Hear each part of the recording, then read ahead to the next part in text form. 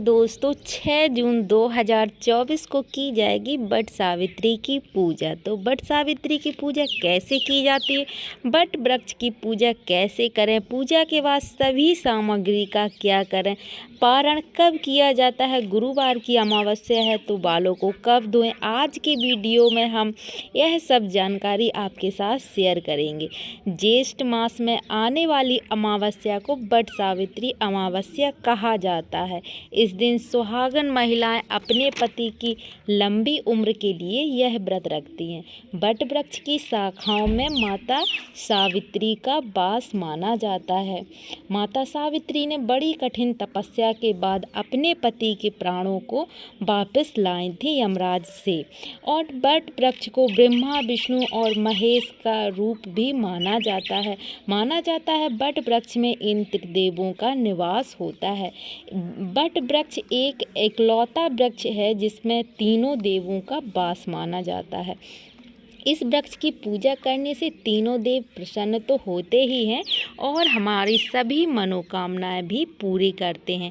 Video में आगे बढ़ने से पहले दोस्तों, आप हमारा वीडियो कहां से देख रहे हैं कमेंट में बताइएगा ज़रूर, और अगर आपको वीडियो अच्छी लगती है तो वीडियो को लाइक ज़रूर से करिए, और चैनल पर नए हैं तो चैनल को सब्सक्राइब ज़रूर से कीजिए। तो दोस्तों वीडियो को कर लेते हैं शुरू। देख लेते हैं पूजन की सामग्री। वैसे तो पूजन की सामग्री बहुत ज़्यादा, आप जितनी बढ़ाना चाहे बढ़ा सकते हैं, लेकिन आज की वीडियो में मैं बहुत ही खास चीज़ें आपको बताऊंगी। अब हमने यहाँ पे सुहाग की सामग्री ली है, तो आप सुहाग की सामग्री ले सकते हैं। इसमें 5-7 जितनी सामग्री आपको चाहिए, जैसे कि बिंदी है, चूड़ी है, बिछिया है, आप ले सकते हैं। और अगर घर में पूजन करते हैं तो हमें वट वृक्ष की टहनी चाहिए। अमावस्या तिथि को वट वृक्ष की टहनी ना तोड़ें। अगर आप घर में पूजन करना चाहते हैं तो एक दिन पहले ही टहनी को मंगा के रख लीजिए। अब जहाँ हमें पूजन करनी है तो वहाँ पे अच्छे से हम सफाई कर देंगे और गंगा जल का छिड़काव कर देंगे। जो वट की डाली मंगाई है आपने, उसको अच्छे से गमले में लगा दीजिए ताकि पूजा करते समय हमारी जो टहनी है वो हिले डुले ना। और आप आटे से भी चौक बना सकते हैं और ऐपन से भी बनाया जाता है। तो ऐपन बहुत विशेष होता है, ऐपन ज़रूर वट सावित्री की पूजा में बनाएं। अगर आप किसी कारणवश नहीं बना पाए हैं तो आटा में हल्दी मिलाकर उसको भी घोल के आप तैयार कर सकते हैं। और अगर वो भी नहीं कर पाए हैं तो आप हल्दी को ही घोल लीजिए, उससे भी पूजा करी जाती है। और दोस्तों इस दिन 16 श्रृंगार करे जाते हैं, तो आप ज़रूर से चूड़ी, बिंदी, महावर अच्छे से तैयार हो जाइए। और आज वट सावित्री नहीं है तो हमने महावर नहीं लगाया है, बस आपको दिखाने के लिए, बताने के लिए हमने पूजा करी है। वट वृक्ष में हम ऐपन से माता जो सावित्री है, सावित्री माता का चित्र बनाते हैं और हाथ के जो थाप है 5 या 7 लगाते हैं। घर में अगर आपकी टहनी छोटी है तो आप पत्ते में भी हाथ की छाप लगा सकते हैं, और या फिर उसी में आप माता सावित्री और सतवान की पुतली बना लेंगे।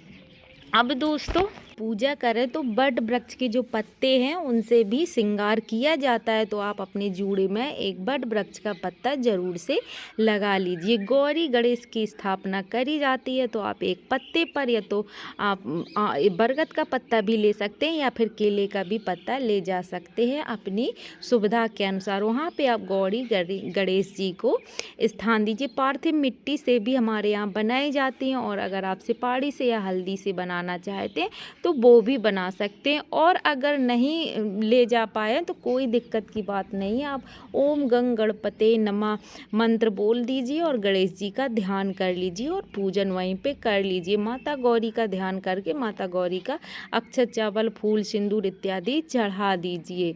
तो बस अब हमें क्या करना, जब हम गौरी जी गणेश जी की स्थापना कर लें तो सबसे पहले हमें दीपक प्रज्वलित कर लेना, क्योंकि हमारी जो पूजा के साक्षी हैं वो दीप देवता ही होते हैं। जब हम दीपक प्रज्वलित कर लेंगे तो उसके बाद सबसे पहले हम वट वृक्ष में जल समर्पित करेंगे। चढ़ाएंगे धूप दीप पूजन की जो सामग्री है, वस्त्र स्वरूप आप कलावा भी चढ़ा सकते हो, और अगर घर से कोई वस्त्र लेकर गए हैं तो वो भी माता को समर्पित कर दीजिए। चने का भोग लगाया जाता है, तो चना एक दिन रात्रि में आप पहले ही रख दीजिए फूलने के लिए, और अंकुरित चने का भोग लगाया जाता है। जो भी ऋतु फल है तो ऋतु फल भी चढ़ाए जाते हैं। सिंदूर का आप सिंदूरा लेके जाइए और माता को सिंदूर लगाइए। और भोग के लिए जो पूड़ी पुआ गुलगुले इत्यादि आपके घर में बट के जो गोल गोल फल हैं वो भी बनाए जाते हैं। तो जिस तरह से आपके यहाँ पूजा होती है वो बना के आप भगवान जी का भोग लगा सकते हैं, और वही भोग खाकर हमें भी व्रत खोलना होता है। तो बस उन्हीं का, और अगर नहीं बना पाए हैं आप तो मिठाई भी ले सकते हैं, तो मिठाई का भी आप भोग लगा सकते हैं। बट सावित्री के दिन जो 12 अंडे का जो वो बनाया जाता है, माला बनाई जाती है जिसको गले में धारण किया जाता है, तो वो आप पहले से बना कर रख लीजिए। और मुझे यहाँ पे याद भूल गई थी तो मुझे अभी याद आया, तब हम बनाने लगे। तो ये सारी तैयारी एक दिन पहले ही कर लीजिए, तो फिर असुविधा नहीं होती है और हम कोई भी चीज़ भूलते नहीं है। तो ये 5 या 7 माला इस तरह से बनाई जाती हैं, जो सावित्री माता को भी पहनाई जाती है, गणेश जी को भी और गौरी मैया को भी पहनाई जाती है, खुद भी पहनी जाती है। और जो आपके साथ जो सहेलियां होती हैं, आपके घर परिवार की औरतें होती हैं, तो उनको भी एक दूसरे को हम लोग पहनाते हैं। और कन्याएं होती हैं तो उनको भी 7-5 बच्चियों को भी ये माला पहनाई जाती है। इसके बाद हम फेरी करेंगे। तो आपके यहाँ जैसा नियम हो, हमारे यहाँ 12 परिक्रमा करी जाती हैं। और जो धागा है ना, तो वो कम नहीं पड़ना चाहिए, इसलिए आप ध्यान से धागा इस तरह से लेकर जाएं कि आपका कम ना पड़े, और जो रील बचे तो उसको तोड़ते नहीं हैं, वहीं पे खुरस देते हैं, उलझा देते हैं। इसके बाद आप बट वृक्ष महाराज से प्रार्थना करिए, ओम बट वृक्षाय नमः, इस मंत्र का जाप जरूर से करिएगा और प्रार्थना कीजिए अपने मन ही मन कि हमारा सुहाग माता सावित्री हमारा सुहाग अमर करें। इसके बाद हमें सुहाग लेना होता है, तो हमारे यहाँ दाहिने हाथ से सुहाग लेते हैं और फिर बाएं हाथ से अपनी मांग में भरते हैं। तो ना पूरी साल पहनते हैं कई लोग, और अगर आप नहीं पहन पाते तो तुलसी जी के क्या जितने दिन, कम से कम 12 दिन तो इसको हमें पहनना ही चाहिए। उसके बाद आप तुलसी जी की जो क्यारा है उसमें बांध दीजिए, या तुलसी जी की डाली में आप इसको बांध सकते हैं, या फिर कुएं में भी, अच्छा कोई कुआं है तालाब है तो वहां भी विसर्जन किया जाता है। तो इसको हम पहन लेंगे।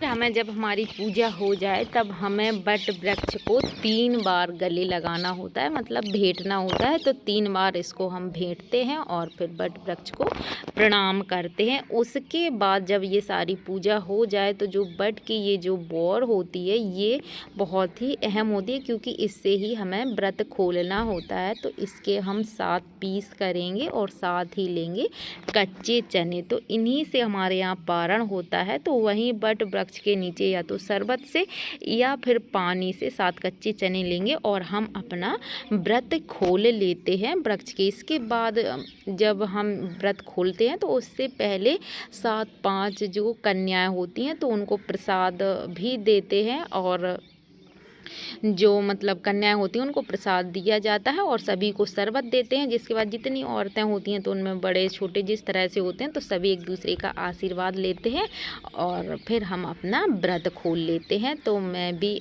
इस तरह से इन सबको हमें एक साथ निकलना होता है और इस तरह से हमारा व्रत खुल जाता है। फिर घर आने के बाद हम अपने बड़ों से आशीर्वाद लेंगे जो आपके घर में है। उसके बाद हम पति पूजन हमारे यहाँ विशेष नहीं होता है, बस पति से हम आशीर्वाद लेते हैं, टीका करते हैं और पैर